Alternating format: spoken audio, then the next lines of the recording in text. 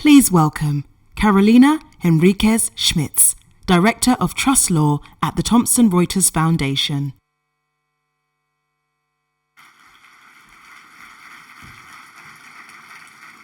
Hello. Huang Zueqin is a freelance journalist in China who reported on corruption, industrial pollution, and the harassment of women. For 2 years, though, she's been silenced. She's been held in detention without trial since September 2021.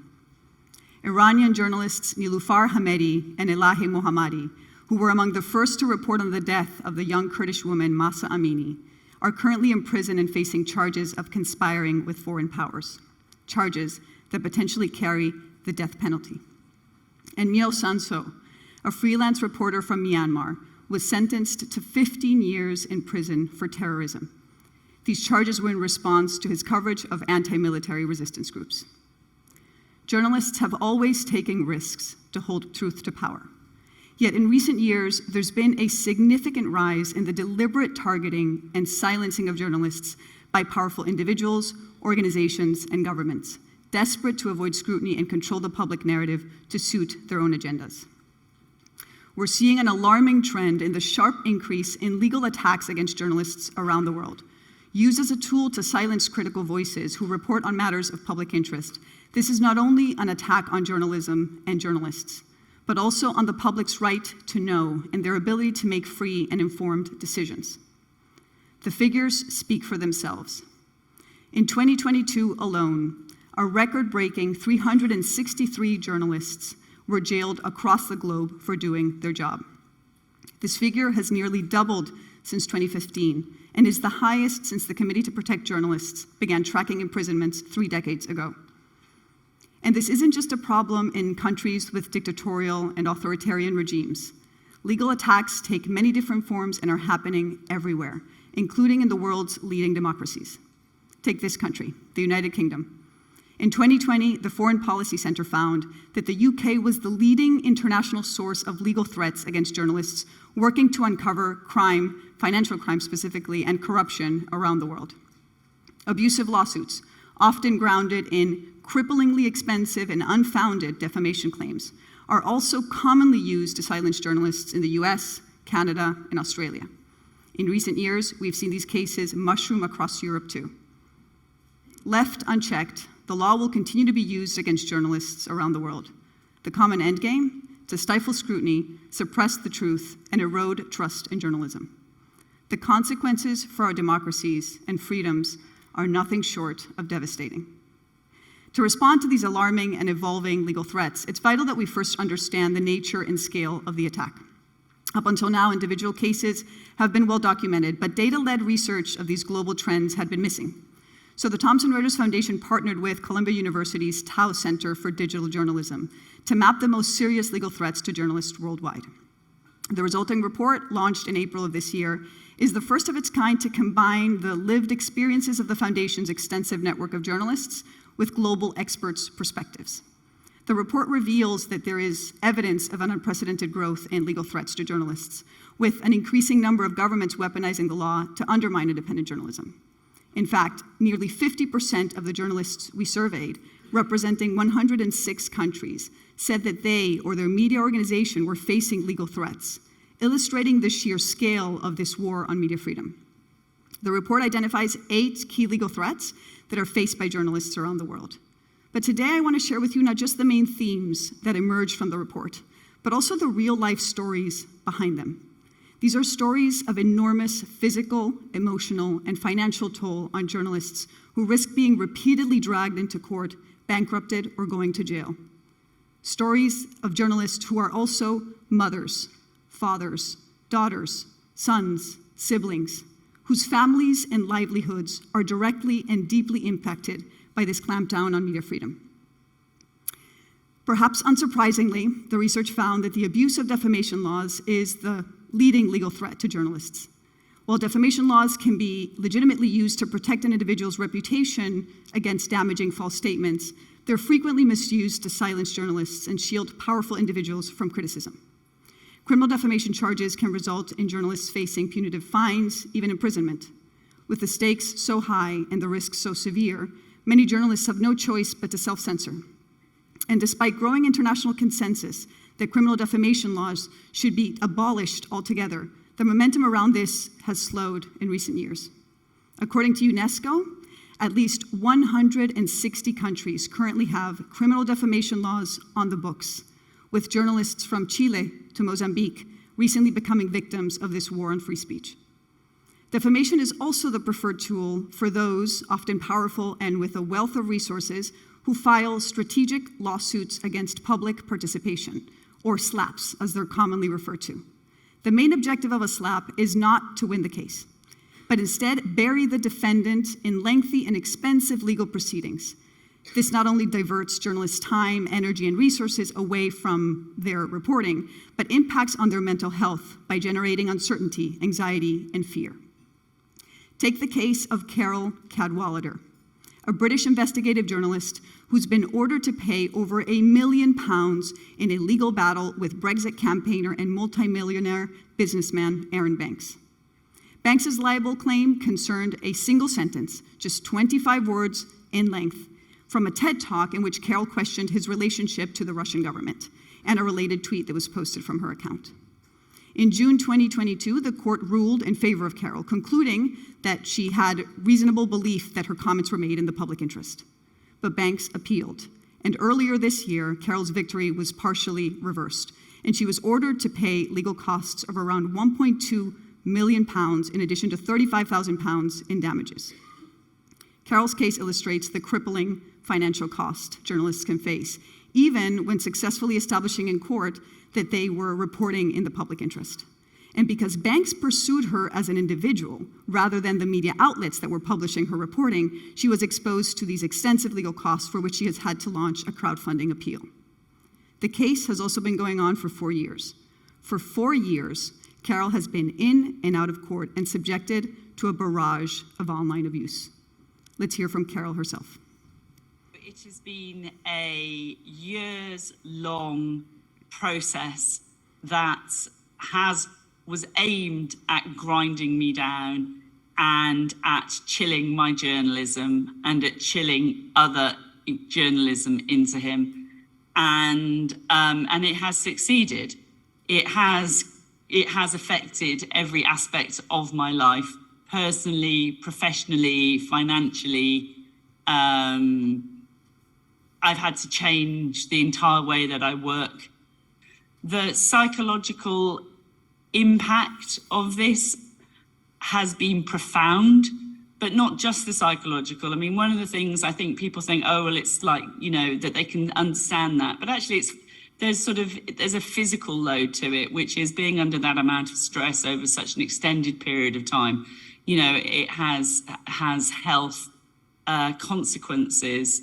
In my case, the lawsuit was just one aspect of an abusive campaign against me over years.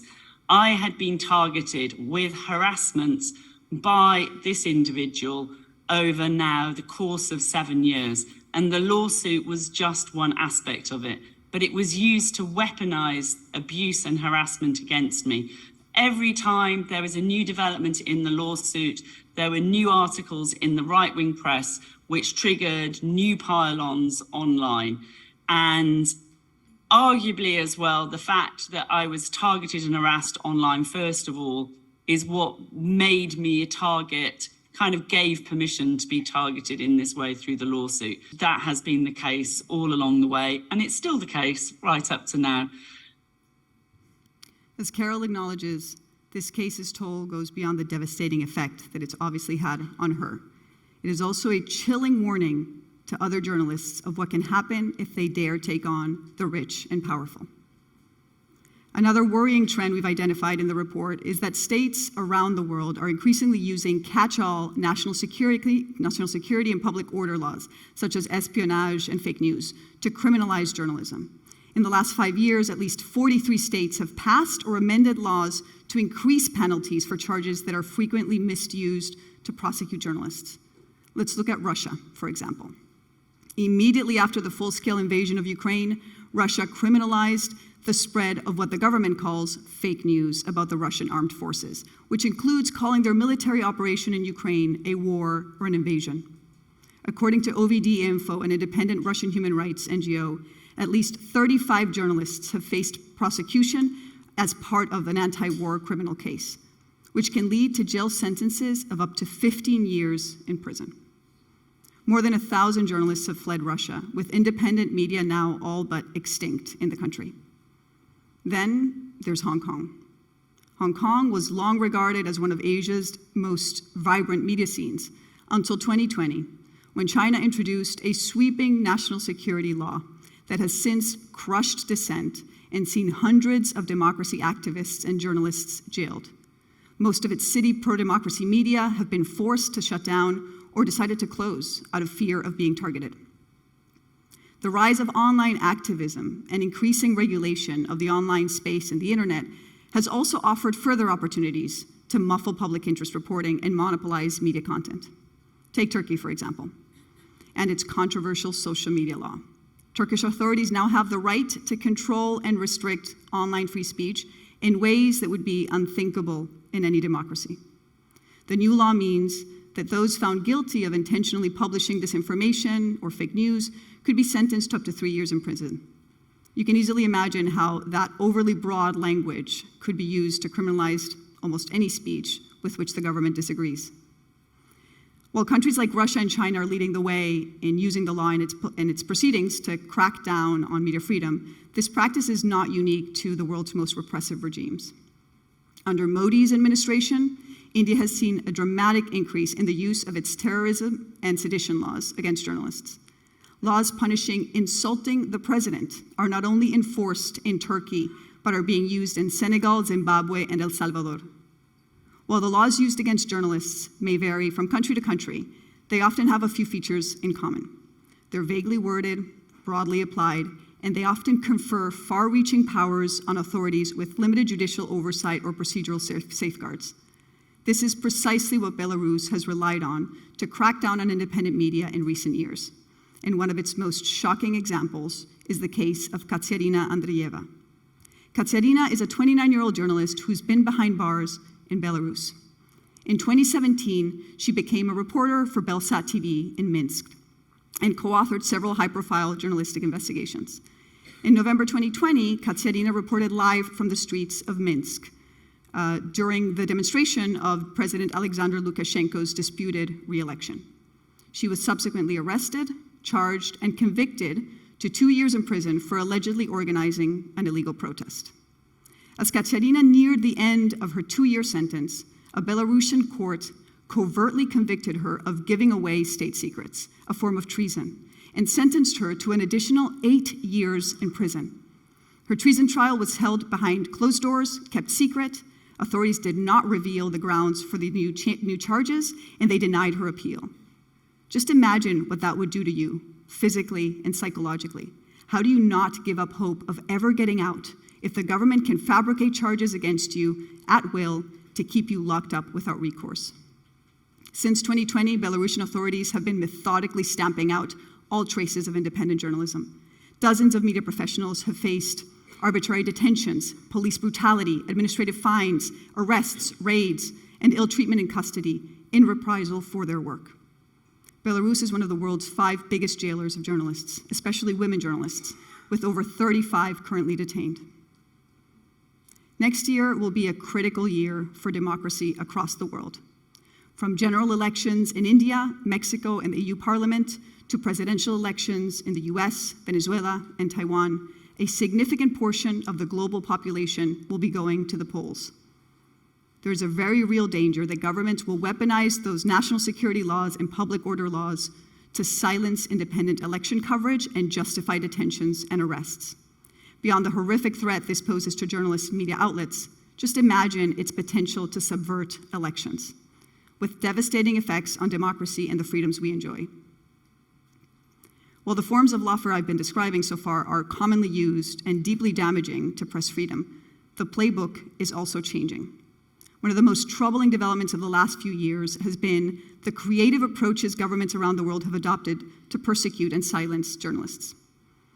Increasingly, journalists are accused of being thieves, money launderers, and even rapists. These crimes, which intentionally appear unrelated to their journalistic work, are often fabricated and politically motivated. They can result in heavy fines and substantial prison sentences, while severely damaging a journalist's reputation and credibility. Mounting a legal defense against these types of accusations, even when unfounded, can be extremely burdensome and costly. An emblematic case is that of José Rubén Zamora, a veteran journalist and founder of El Periódico, one of the oldest, most independent and critical media outlets in Guatemala. In June of this year, Zamora was sentenced to 6 years in prison for money laundering in a case widely condemned as politically motivated. El Periódico was internationally acclaimed for its investigative reporting, exposing corruption, including alleged cases linked to the current president and the Attorney General of Guatemala. Its corruption coverage has led to the arrest of dozens of government officials, including former President Otto Pérez Molina. Thanks to his truth-telling, Zamora has been the target of attacks, raids, and threats for decades, and now spends 23 hours a day in solitary confinement. The criminal proceedings against him were marked by irregularities from the get-go. One judge did not allow Zamora to present any witnesses and rejected most of the evidence he tried to present. He was also forced to repeatedly change legal representation, going through 9 lawyers in 1 year. Zamora has now been in jail for a year. We spoke to his son, José Carlos Zamora, who is relentlessly fighting for his father's freedom, which has led to him being accused of obstructing justice by the authorities. He is under threat of arrest and now cannot return to his home in Guatemala. They had 3 objectives, which is something I always say. Like, they wanted to punish him personally because he's been a pain for them. They wanted to ensure the newspaper shut down. They wanted to send this message to all journalists in the country, right? Like that anybody can be persecuted and that doing journalism is a crime. And that's what it's also so terrible that originally they were using slap suits, right? Like civil law, and they would just pretty much overwhelm you with lawsuits, right? Like you have to go to hearings, pay lawyers, and you lose your focus. I think every family member lives this experience in its own way. For example, my mother, I think she's having a very difficult time. Like they lived their entire lives together, and now they are apart, and that's very, very difficult, right? Also, like there's nothing you do every day, and that happens to all of us, where you don't think, like I'm out here talking with you, and he's in that tiny cell, right? Like, there's pretty much nothing you do any minute during the day that you don't think about that, right? One of the last things you pay attention to is your emotional health, because you don't have time, right? Like, so I think at some point, like we all have to deal with that. But so far, everything has been so much crisis and chaos and doing things and really doing everything we can to get him out, that you really don't have time for anything else. We forget about the emotional toll that families and the networks of these journalists are going through. Yet the harm inflicted by this case doesn't end with Zamora and the difficult emotional toll it has taken on his family. Under the weight of increasing judicial and financial harassment from the government, El Periódico was forced to shut down in May after 26 years. Over 100 people lost their jobs, and millions of citizens lost their access to trustworthy and independent reporting. Zamora's lawyers have also paid with their freedom. 4 of his attorneys were jailed in what independent legal experts have condemned as spurious charges, and 2 others fled the country to avoid a similar fate. While this is outrageous, it is not exceptional. Not content with silencing journalists, governments in many countries are now going after journalists' lawyers and their family members in an effort to shut down their networks of support. So what's next? This is a perilous time for journalism, for free expression, and for an informed public. But we cannot afford to lose hope.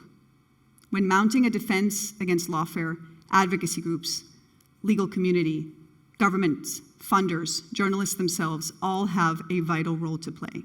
So a final section of the report provides key recommendations directed at these various stakeholders. which you will hear more about in the next panel discussion. Critical to all the recommendations, though, is the need for collaboration and coordination to ensure a response that matches the scale of the attack. Whether it's telling the story and helping increase visibility of these legal threats, or donating your time, expertise, and resources to strengthen the legal support that's available to journalists in newsrooms at risk. We need you. We need everyone to meaningfully fight this lawfare on journalism and provide journalists with the support they need to survive and thrive. The stakes are high. This is not just a fight for the future of the profession and media freedom. It's a fight for democracy and our fundamental civil liberties. We hope you'll join us. Thank you.